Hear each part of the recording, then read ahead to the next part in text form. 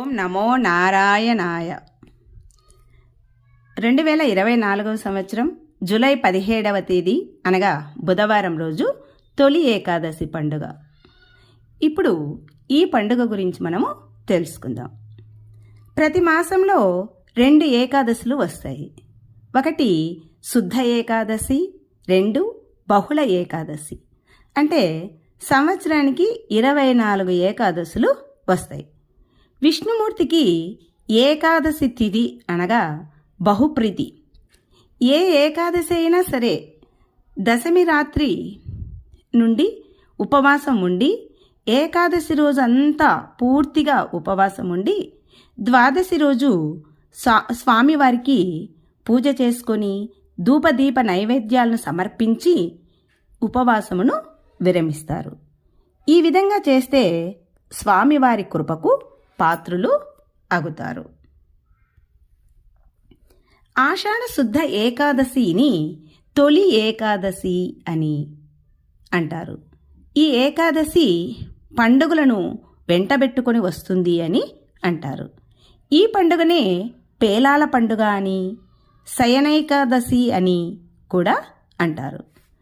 తొలి ఏకాదశి రోజున శ్రీ మహావిష్ణువు క్షీరసాగరములో శేషతల్పం మీద శయనించి తిరిగి కార్తీక మాసంలో వచ్చే శుద్ధ ఏకాదశి నాడు స్వామివారు తిరిగి యోగ నిద్ర నుండి మేల్కొంటారు. ఈ 4 నెలల్ని చాతుర్మాసాలుగా వ్యవహరిస్తారు. ఏకాదశికి సంబంధించి ఒక కథ ఉంది. అదేంటంటే, కృతయుగంలో మురాసురుడు అనే రాక్షసుడు బ్రహ్మచేత వరం పొంది దేవతలను ఋషులను హింసిస్తూ ఉండేవాడు. శ్రీ మహావిష్ణువు అతనితో 1000 సంవత్సరములు పోరాడి అలసిపోయి ఒక గుహలో విశ్రాంతి తీసుకుంటూ ఉన్నాడు. అప్పుడు శ్రీహరి శరీరం నుంచి ఒక కన్య ఆవిర్భవించింది. ఆమె రాక్షసుని అంతం చేసిందంట.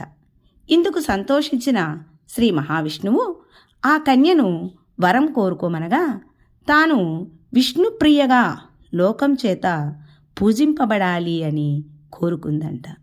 అప్పటినుంచి ఆమె ఏకాదశి తిథిగా వ్యవహారంలోకి వచ్చింది.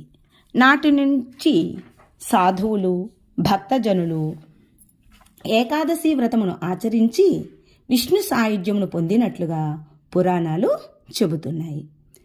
సరే, ఏకాదశి పండగ రోజు ఏం చేయాలి మనం పండగ అంటే పేకోనే లేయడం, స్నానాలు చేయడం, ఇండ్లు శుభ్రం చేసుకోవడం, పటాలు శుభ్రం చేసుకోవడం, దేవుని పటాలు కడిగి స్వామివారిని అంటే రాముని విగ్రహం కావచ్చు, శ్రీ వెంకటేశ్వర స్వామి వారి విగ్రహం కావచ్చు, పటాలు కావచ్చు, స్వామివారి విగ్రహాలను పటాలని కడుక్కొని బాగా పూజ చేసుకొని అలంకారం చేయాలి.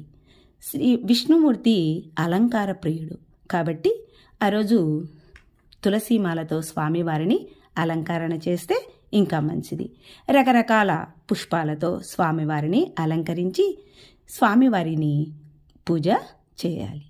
ఆ రోజు పేలాల పిండిని స్వామివారికి నైవేద్యంగా సమర్పించాలి. జొన్న పేలాలతో బెల్లము వేసి మరపట్టించి ఆ పిండిని నైవేద్యంగా స్వామివారికి సమర్పించాలి. ఏకాదశి రోజు పూర్తిగా ఉపవాసం ఉండాలి.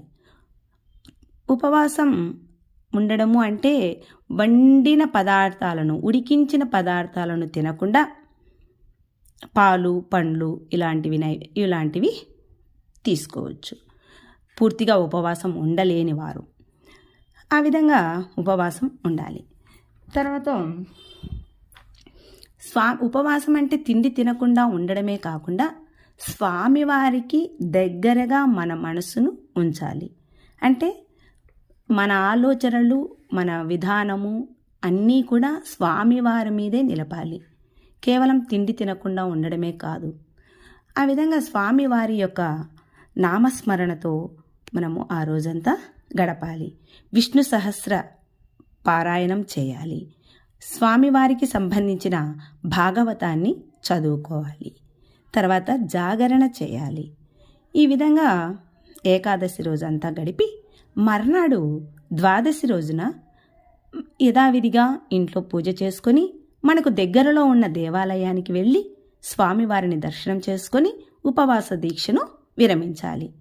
తొలి ఏకాదశి నాడు ఆవులను పూజించాలి.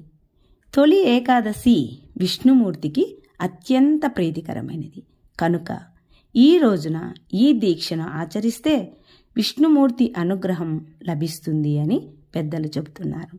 మీరందరూ స్వామివారికి కృపకు పాత్రులు కావాలని కోరుకుంటున్నాను. ఓం నమో నారాయణాయ.